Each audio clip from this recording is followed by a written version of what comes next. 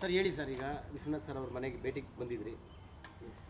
ಈಗ ಅದೇ ನಮ್ಮ ಶಾಸಕ ಸ್ನೇಹಿತರು ಯಲಹಂಕ ಇವತ್ತು 7 ಕ್ಷೇತ್ರಗಳ ಎಲ್ಲ ಪ್ರಚಾರ ಸಭೆ ಎಲ್ಲ ರೀತಿಯಲ್ಲಿ ಆಗಿದೆ. ಇನ್ನೂ ಕೂಡ ಯಲಹಂಕದಲ್ಲಿ ಇನ್ನೂ ಪ್ರಾರಂಭ ಮಾಡಲಿಕ್ಕೆ ಆಗಲಿಲ್ಲ. ಈಗಾಗಲೇ ತಮಗೆಲ್ಲ ಗೊತ್ತಿರೋ ಹಾಗೆ ಅವರು ಸ್ವಲ್ಪ ಬೇಸರದಲ್ಲಿದ್ದರು.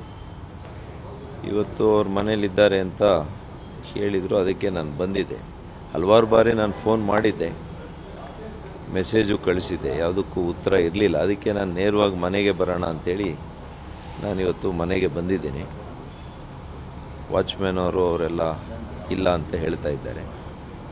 ಇನ್ನೂ ಒಂದೆರಡು ಸಲ ಪ್ರಯತ್ನ ಮಾಡ್ತೀನಿ, ಕನ್ವಿನ್ಸ್ ಮಾಡಲಿಕ್ಕೆ ಪ್ರಯತ್ನ ಮಾಡ್ತೀನಿ.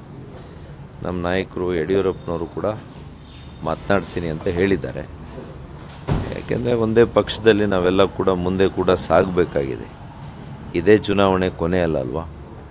ಹಾಗಾಗಿ ಒಂದು ಪಕ್ಷದ ಸಿದ್ಧಾಂತ, ಪಕ್ಷದ ವರಿಷ್ಠ ತೀರ್ಮಾನಕ್ಕೆ ನಾವೆಲ್ಲ ಕೂಡ ಬದ್ಧರಾಗಿ ಅವರ ಸಹಕಾರವನ್ನು ಕೂಡ ತೆಗೆದುಕೊಳ್ಳಿಕ್ಕೆ ನಾನು ಬಂದಿದ್ದೆ. ಈಗ 2ನೇ ತಾರೀಕು ಅಮಿತ್ ಶಾ ಅವರು ಬರ್ತಾ ಇದ್ದಾರೆ ಬೆಂಗಳೂರಿಗೆ. ಆ ನಿಟ್ಟಿನಲ್ಲಿ ಎಲ್ಲ ಶ್ರಮನ ನಾವು ಬಗೆಹರಿಸ್ತೀವಿ ಅಂಥೇಳಿ ಯಡಿಯೂರಪ್ಪ ಅವರು ಎಲ್ಲರೂ ಸಹ ಹೇಳಿರ್ತಕ್ಕಂಥದ್ದು. ಈ ನಿಟ್ಟಿನಲ್ಲಿ ನನಗೆ ನಮ್ಮ ನಾಯಕರು, ಮಾಜಿ ಮುಖ್ಯಮಂತ್ರಿಗಳು ಯಡಿಯೂರಪ್ಪನವರು, ರಾಜ್ಯಾಧ್ಯಕ್ಷರು ವಿಜಯೇಂದ್ರರವರು ಅವರು ಭರವಸೆಯನ್ನು ಕೊಟ್ಟಿದ್ದಾರೆ.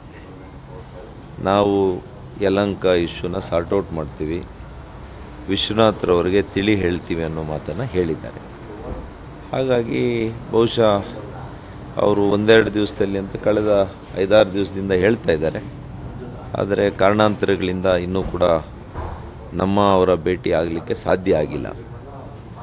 ಬಹುಶಃ ಅಮಿತ್ ಶಾ ಅವರು, ನಮ್ಮ ಅಗ್ರಮಾನ್ಯ ನಾಯಕರು, ಗೃಹ ಸಚಿವರು ಬಂದಾಗ ಬಹುಶಃ ಅವರ ಹಂತದಲ್ಲೇ ಇದು ಬಗೆಹರಿಬೋದು ಅಂತ ನಾನು ಅನ್ಕೊಂಡಿದ್ದೆ. ಎಲ್ಲೋ ಒಂದು ಕಡೆ ಪ್ರಾರಂಭದಲ್ಲಿದ್ದಂಥ ಅಸಮಾಧಾನ ಪ್ರಾರಂಭದಲ್ಲೇ ಮುಗಿದೋಗಿದ್ರೆ ಇಷ್ಟೆಲ್ಲ ಆಗ್ತಾ ಇರಲಿಲ್ಲವಲ್ಲ ಸರ್? ಆಗ್ತದೆ. ಕೆಲವು ರಾಜಕಾರಣದಲ್ಲಿ ಎಲ್ಲವೂ ಕೂಡ ಸರಾಗವಾಗಿ ಆಗಿಬಿಟ್ರೆ ಅದು ರಾಜಕಾರಣ ಅಂತ ಅನ್ಸ್ಕೊಳಲ್ಲ. ರಾಜಕಾರಣ ಅಪ್ ಆ್ಯಂಡ್ ಡೌನ್ಸ್ ಇದ್ದೇ ಇರುತ್ತೆ, ಮುಳ್ಳಿನ ಹಾದಿನೇ ಇರುತ್ತೆ.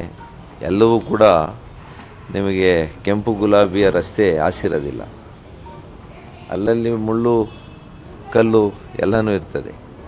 ಹಾಗಾಗಿ ಎಲ್ಲವನ್ನು ಕೂಡ ಸರಿತೂಗಿಸ್ಕೊಂಡು in the interest of the country, ದೇಶದ ಒಂದು ಭವಿಷ್ಯಕ್ಕಾಗಿ ಮಾನ್ಯ ಪ್ರಧಾನಮಂತ್ರಿಗಳು ನರೇಂದ್ರ ಮೋದಿಯವರನ್ನು 3ನೇ ಅವಧಿಗೆ ಪ್ರಧಾನಮಂತ್ರಿಗಳಾಗಿ ನೋಡಲಿಕ್ಕೆ, ಮಾಡಲಿಕ್ಕೆ ಎಲ್ಲವನ್ನೂ ಸಹಿಸ್ಕೋಬೇಕಾಗ್ತದೆ. ಎಲ್ಲರನ್ನೂ ಕೂಡ ಜೊತೆ ಕರ್ಕೊಂಡು ಹೋಗಬೇಕಾಗ್ತದೆ.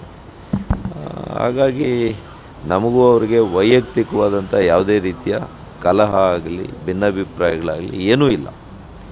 ಕೇವಲ ವರಿಷ್ಠರು ನನಗೆ ಅವಕಾಶ ಕೊಟ್ಟಿರೋದಕ್ಕೆ ಅವ್ರ ಬೇಸರವನ್ನು ವ್ಯಕ್ತಪಡಿಸಿದ್ದಾರೆ. ಅಷ್ಟು ಬಿಟ್ಟರೆ ಬೇರೆ ಇನ್ಯಾವುದೂ ಇಲ್ಲ ನಮ್ಮಿಬ್ಬರ ಮಧ್ಯೆ. ನಾನು ಕೂತ್ಕೊಂಡು ಅವರಿಗೆ ಮನವಿ ಮಾಡುವಂಥ ಕೆಲಸ ನಾನು ಮಾಡ್ತೀನಿ.